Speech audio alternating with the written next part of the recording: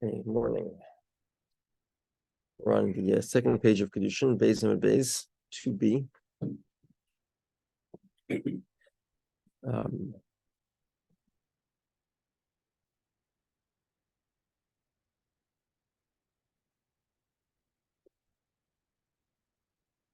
Okay. About 8 lines down. My area de Tani. First one line is Shalish.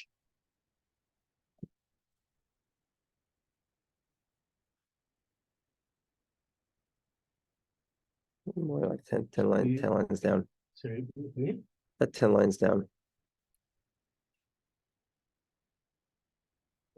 11 lines down. My area de Tani Shalish. Okay, so the question here is, the Mishnah says that there are 3 ways a woman is each niknis b'shlish drachim. She acquires herself in 3 ways.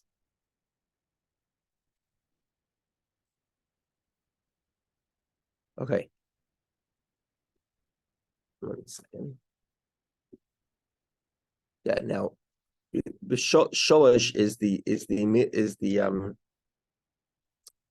sholish is the female, the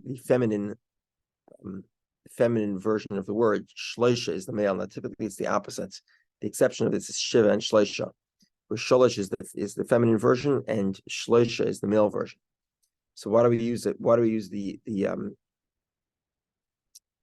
1 second.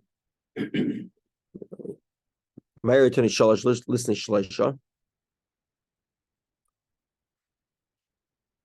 Presumably here, because we're talking about Kiddushin, which is something that's given by the male, it should be a masculine term. So Gemara says, because the Mishnah talks about Kiddushin as a derech, and the word derech is a lashon nekeva. It's a feminine word. It's siv. So we have the feminine version talking about, following the Torah, using the word derech. So therefore, it's appropriate that the word shalish is used, the feminine version of 3. Okay, but Tanya, we have a problem. The problem is that we also use the word derech is also used with the masculine version. Tanya b'shiva drachim b'itkin es hazav. There are 7 ways that you check hazav. Okay, so basically hazav is a type of tumah. It's a bodily emission. It's not a seminal emission. It's something else, but it looks similar. It's not exactly clear what it is today, or if it exists at all. But it could happen from 7 different things: eating too much, drinking too much, etc. So if a person becomes a zav, a male becomes a zav, then the first thing we need to do is see, does he have one of these potential causes? Is there a proximal cause for it, instead of assuming that it's actually tumah?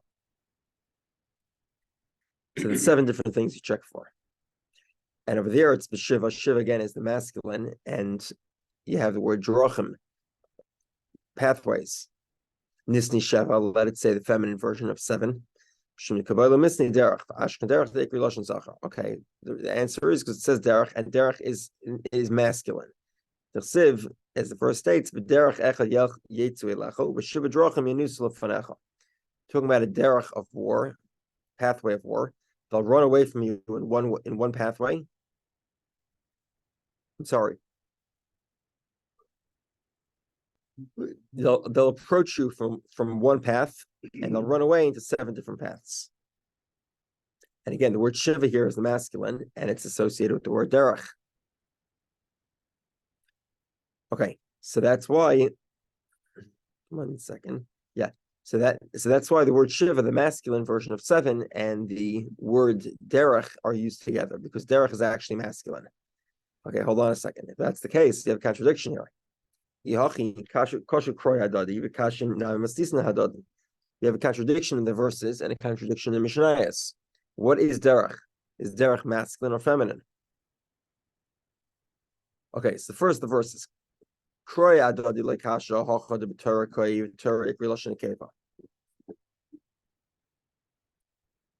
we talk about the verse of following the Torah, It's a derech yelchuba. Torah is a lashon nekeva. Torah is a feminine word. The chsiv Torah Hashem Tamima Meshivas Nafesh. You see here the words associated with the word Torah are all in the feminine. So therefore, cuts of la b'lashon nekeva. So that's why the word derech could be used in the feminine. The way of a man is to fight wars, not the way of a woman to fight wars. So therefore, cuts of la b'lashon zachar.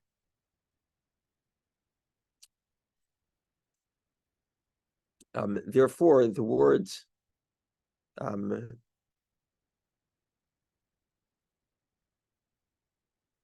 therefore the derech that pertains to war is a masculine version. So the word could be understood in both contexts.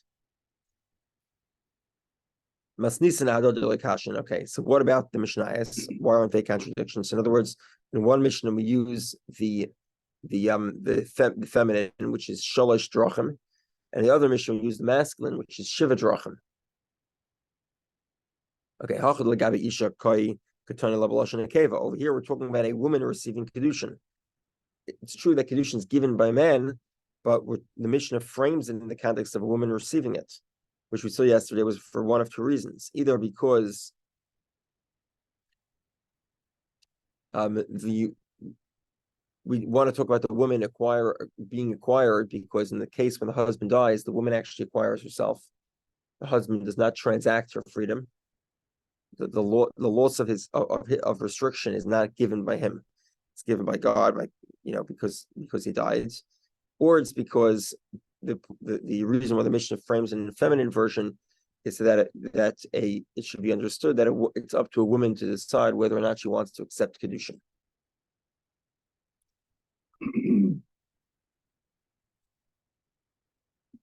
One second.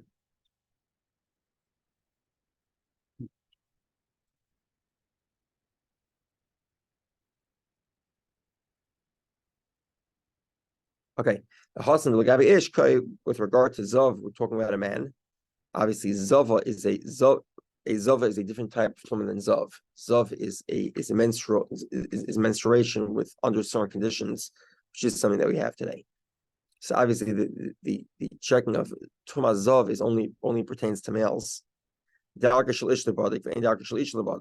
And moreover, a man in Tuma Zav has an exception. In other words, if the Tuma Zav can be presumed to have been caused by a more proximal cause, he ate too much or something like that, then we presume that he's Tamei Zav because of that, as opposed to a woman who becomes a Zava, where it doesn't make a difference if there is another cause. She still becomes Tamei. The Ishanami ba'aynis mitma. A woman also becomes tamei even if there is an aynis, even if it's not her fault. So therefore, Tani Lashon Zachar, the Mishnah writes the masculine version of the term. Okay, my time at Tani Shalosh. Why does the Mishnah say Shalosh? Mishum Drachim, because of. One second. Okay, so we're saying that the word shalish is the feminine, and we're using it with the word drachim, pathways, because pathways could be a feminine word, and we're talking here about a woman. Nisni dvarim v'nisni shloisha. Why don't we talk about dvarim, things? There are three things. V'nisni shloisha, and I could use the masculine term shloisha. In other words, there are three things that a woman could do to be acquired, or could be done to acquire a woman. Those three things would be kesef, shtar, and bia. Okay, so Mara says bia, because one of those three methods is bia, it's intercourse. Ubia ikri derech, and intercourse is called a derech, pathway. The chsiv, there are Shlomo Melech points out that there are four pathways. There are three of them and a fourth one. And these three pathways are things that aren't traceable. So, for example, I think the first one is Derech HaNesher B'Shamayim, the pathway of a bird in the sky. Right? There's no way to describe that without using three-dimensional vectors, basically. There's Derech Nochash Alitzor, the pathway of a snake on a rock. It's untraceable, sort of untraceable. And there's derech aniyah b'leiv yam, pathway of a ship on the waters. Again, this is something that the ocean is described in terms of breadth, not in terms of landmarks. So therefore, you can't really discuss the positioning and navigation of a ship. Yeah, obviously, GPS is a little bit different today. With GPS, GPS, we have sort of waypoints. We can sort of identify it, area navigation. But until the GPS came around, the stars as well. That is true. Okay, the fourth pathway that's sort of hidden and hard to figure out is derech gever ba'alma, the pathway of a gever, which is a man ba'alma with a young girl. Kain derech isha min efes, same as the pathway of a woman who is promiscuous, whatever. And she eats, which is a euphemism, and then she cleans her mouth, which is also a euphemism, and she claims she has not sinned. So you see here that intercourse is called a derech. Okay, this is true with regard to intercourse as a method of Kiddushin, and therefore it would make sense to use the word derech to describe it. However, kesef and shtar ketz and shtar aren't really a derech. You're giving her something. You're giving her a dover thing. Either it's an item of value is the thing, or it's document. Thank you. It's a document that says, this should be for Kiddushin. So Michael Meimer. So why is it being ascribed as a derech? So Gemara says Mishum because of intercourse, which is a derech. So Gemara asks, is it appropriate to use the word derech to describe one of three? To the contrary, describe something that's more suitable for the two than the third. Something like dover, which makes a lot more sense. So Gemara says, no. What's the purpose of getting married? The purpose of kesef and shtar, money, an item of value in a document, is to get married for intercourse. And therefore, it's appropriate to use the word derech. In other words, to describe the process of marriage as a derech, just like intercourse itself is described as a derech. Alternatively, Hamani Reb Shimoni. This is our mission is the opinion of Reb Shimon. Tanya Reb Shimon Aimer. Okay,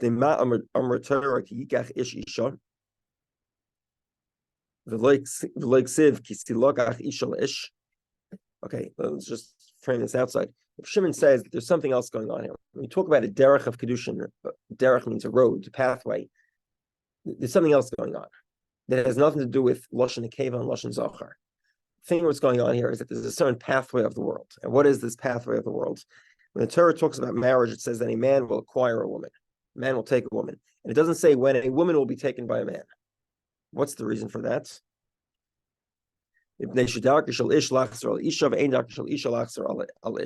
It's typically the man that's looking out for a wife actively than the woman who's looking out for her husband, which is typically more passive. What's the reason for that? A parable for this is someone who lost something. Who's looking? Somebody loses something. Somebody finds it. Who's looking for the lost item? Is it that the loser is looking for the lost item, or is that the finder is looking for the one who lost it? Typically, it's the one who lost it is looking for the lost object. Okay, what's the parable here? The parable is that Adam was born with an extra rib, and God took the rib and fashioned Eve. Right, so Adam is sort of the one who lost something, and he's looking for the thing that he lost, which is the thing that God took from him, his wife.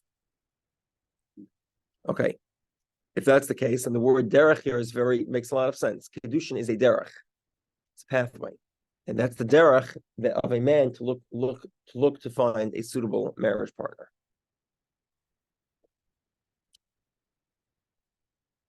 This that we learned,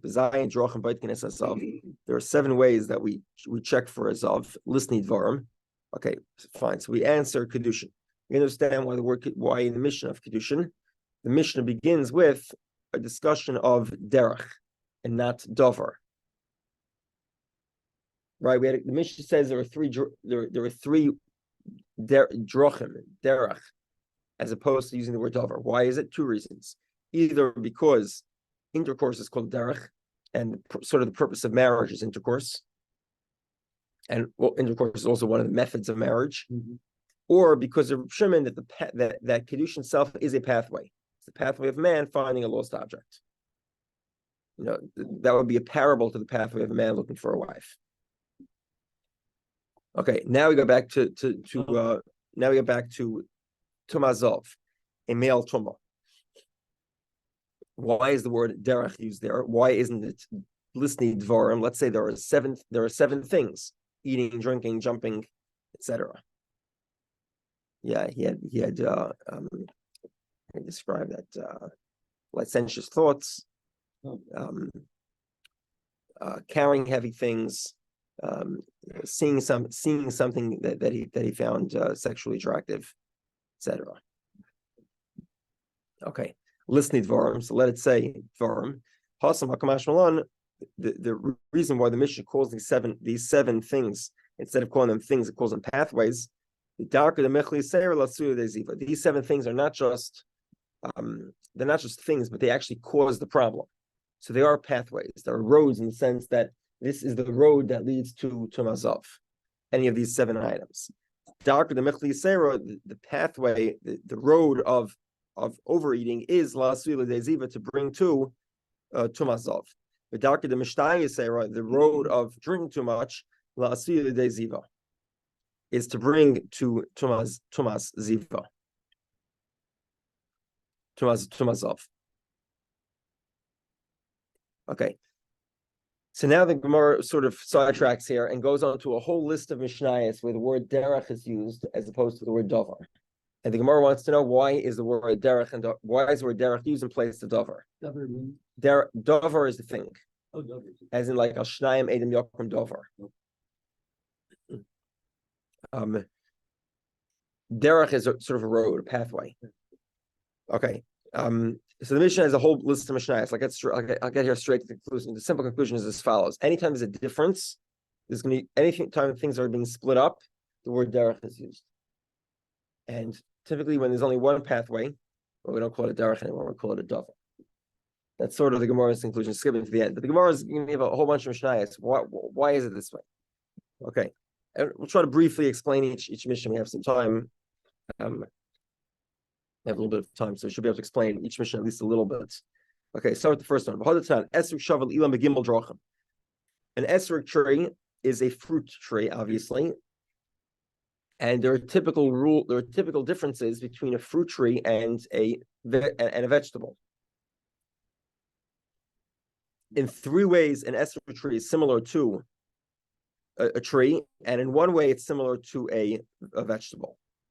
Okay, listening dvarim. Why is the word derech used? Why does he use the word davar? It's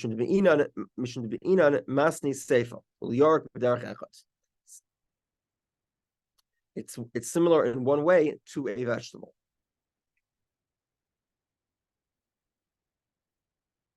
Okay, what is that? Seifanami nisni davar. Okay, well that itself is questionable. So why, when there's only one item, do we use the word derech as well? Why doesn't it say shloisha dvarim? It's similar to an ilan, a tree, and b'davar echad, it's similar to a vegetable. Okay, the Mishnah is explaining the reason why the word derech is chosen by saying an esrog has a similar pathway to a vegetable in one way, because an esrog is in a certain sense similar to a vegetable tree, not a tree. Sorry, a vegetable. A vegetable. What's similar about an esrog to a vegetable? So, what similarity is that an esrog tree needs to be watered. We had this in Rosh Hashanah. In Rosh Hashanah was also in my cotton. It's my cotton, I think. Yeah, I think it was it was my cotton. It's here we call it roiv mayim or kol mayim. Roiv mayim means sort of the natural rainfall mostly suffices. In a given year with a decent amount of rainfall, you typically won't have to water your crops. And an esrog tree needs to be irrigated. It's what we call kol mayim. You need to irrigate it. You need to water it. Okay, and because of that, it's similar to so we have there are a number of different rules with regard to agricultural produce, and one of the rules is meiser. So we know that there are 6 years in the Shemitah cycle. 7th year, obviously, Shemitah. The first 2 years of the cycle are the tithes are given. The tithes that are always given. That would be a Truma, Meiser, Trumas Meiser. Then there's an additional tithe that changes. There's Meiser Sheni and Meiser Ani. Year number 1, 2, 4, and 5 are Meiser Sheni. Years number 3 and 6 are Meiser Ani. Meiser Sheni, which literally means second Meiser, is brought to Jerusalem and eaten in Jerusalem. Meiser Ani, which is literally the poor man's Meiser, the poor man's tithe, is obviously given as described. It's given to poor people. Now, what's the date? Rosh Hashanah, right? Coming up. Now, as we all know, in agriculture, Rosh Hashanah is not quite the beginning of the year. It's actually smack in the middle of the year, right? The year is not over. It's far from over. It's not going to be over until December, whatever, November, September, somewhere around there. Late fall is when the season's over. Stuff grows across the seasons. So now the question is, how do we determine whether something is in 3rd year or in 2nd year? So it depends. If it's an elon, it's a tree. It depends based on chanota, when it ripens. And probably tell me better when things ripen. I'm familiar with some specific crops, but I said most of the crops, I think, ripen on the earlier side before Rosh Hashanah. We might have some of the apple trees, I think, have a later harvest. Sometimes grapes, there's a later harvest. But it doesn't go by harvest, it goes by ripening. The grapes, some of the grapes in the garden probably ripen after Rosh Hashanah. Yeah, because the grape harvest is always typically later. Rosh Hashanah to Sukkot. Yeah. So the grapes would be part of the next year. And let's say the cherries are all done already at this point. The cherries have already been harvested. Blueberries also have mostly been harvested. So the blueberries would go based on Chanot, based on this year. So yeah, it's year number 2, and the grapes year number 3. My blueberries are late. Oh, you didn't have ripened yet? They're very tiny. Yeah. They fill out a little bit. Okay. Yeah, mine are late as into season. Anyway, go, I'm sorry. Okay. Anyway, so we have so the esrog. So okay, this is a typical way it works. However, with regard to an esrog tree, it goes by when it's picked. So let's say you look at the vegetables that are picked. This is the Torah definition of vegetables, not the scientific definition of vegetables. Let's say the pumpkins and the squash and all those big vegetables are all later in the season. Those are all September, October, very late. Those are all given. Those would, let's say, be 3rd year and not 2nd year. And by the way, this year is year number 1 going at year number 2. I'm just giving you an example of year number 2 and 3 because that's where it would make a difference. Okay, why is this the critical factor? Rashi brings down the pasuk here indicates that the differentiating factor between vegetables and fruit is watering. And therefore, an esrog tree is treated like a vegetable because it needs to be watered, it needs to be irrigated. Okay, however, with regard to the other rules, these are sort of the baseline rules. Arla, don't pick a tree until it's 3 years old. A revoi, which is don't pick a tree in Israel. Don't pick, the 4th year produce gets brought to Jerusalem, and Shemitah. We can see we go based on Shemitah has the same rules: harvest or ripening. And in Shemitah, esrog is treated like a fruit tree, not like a vegetable tree. So the differentiation between 6 year and 7 year and year 2 and 3 is actually the same. Is it ripening or harvest? However, the esrog is different. With regard to Shemitah, we go based on ripening, like a tree. With regard to Meiser, we go based on a harvest, like a vegetable. Okay. So the pathway of an esrog is like a yark. My yark, Dr. Godla called Mayim, a vegetable grows with irrigation. It has to be watered. And when you pick it, that's when you give Meiser, whether it's year 2 or year 3. For esrog, Dr. Godla called Mayim, an esrog tree that's irrigated, also the Meisers are set based on when you pick it, when it's harvested. Okay, this that we learned. Kvi, or some people pronounce it as a koi. We spoke about this in the past. A koi is, I don't know what it actually is. It's an animal that's sort of a hybrid, or it's a question whether it's considered domesticated or it's considered wild. What's the difference between domesticated and wild animals? A wild animal requires kisei hadam. When you slaughter it, you need to cover the blood. A domesticated animal does not. A chicken does. So it's birds and wild animals that require kisei hadam. What's the rules of an animal, a behema, a domesticated animal? there's an Isser of Chelav. There's no Isser of Chelav, fat, forbidden fats, which customarily, according to Ashkenazi Jews, do not deal with. At least, let's say 90% of it they don't deal with. They sell the back of the animal to a non-Jew. That's Ashkenazi custom. Sephardim have a different custom. They do deal with it. They have their own traditions of how to do it. You can get Sephardic T-bone, sirloin, all those delicious cuts. Okay. Anyway, so you have this animal called the koi. Yesh b'drachim. Here's a critical word again. Derech, right? Pathways. Shavel l'chaya, similar to an animal, similar to a wild animal. The yesh b'drachim shavel behema.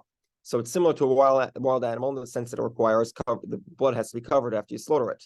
The yesh b'drachim shavel behema. There are ways that it's similar to a domesticated animal that there's an isur chelav. You cannot eat the forbidden fats. The yesh b'drachim shavel l'chaya ul behema. There are ways that it's similar to both, i.e., it requires shchita. The yesh b'drachim she'ein shavel lo l'chayav lo behema. And there are ways which it isn't similar neither to an animal, neither to a wild animal, nor to a domesticated animal. In other words, you cannot breed it with either variety. Because maybe it's an animal, maybe it's a wild animal, and maybe you're interbreeding, and that's forbidden. It's klayim. Okay, nisnid varim. Why doesn't it say things? Why do we use the word derech again? The su, another example.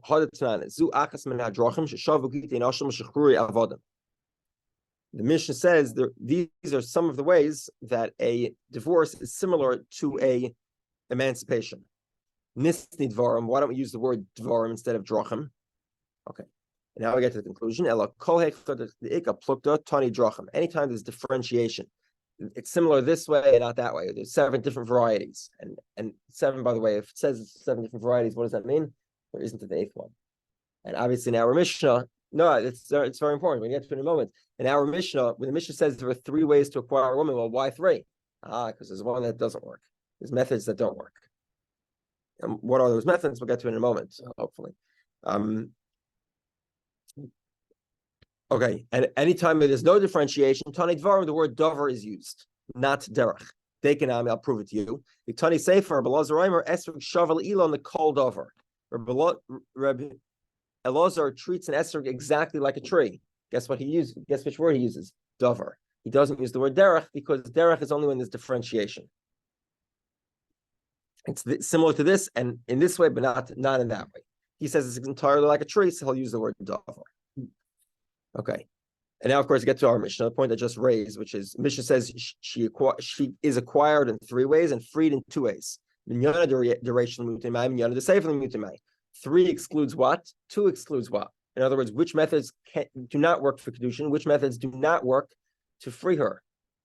So Gemara says as follows. The Mishnah says acquire her in 3 ways. Specifically these 3 ways, kesef, shtar, and bia, and not chuppah. Chuppah is a way to consummate a relationship. It's nesuin. It doesn't work for Kiddushin. And that's why the Mishnah uses the number 3. 3 tells you can't use chuppah for Kiddushin. Okay, what about Rav Huna? The Rav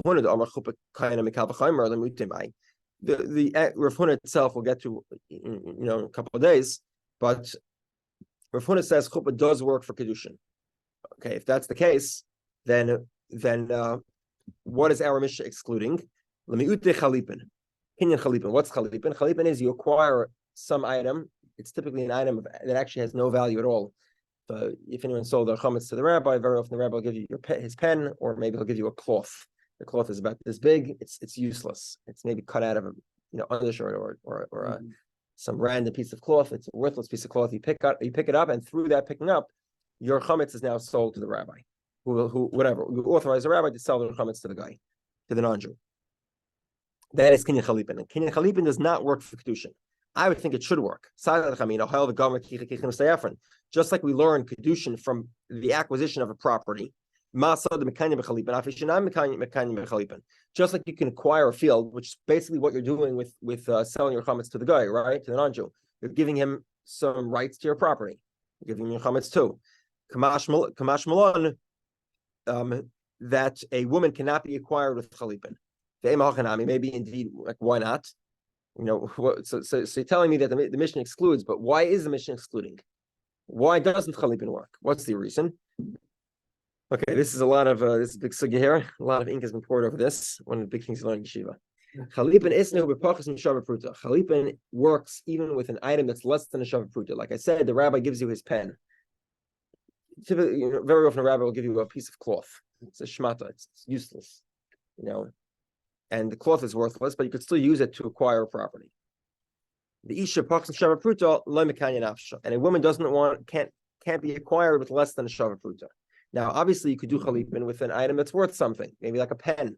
Maybe it's an expensive pen. Maybe it's a fancier pen.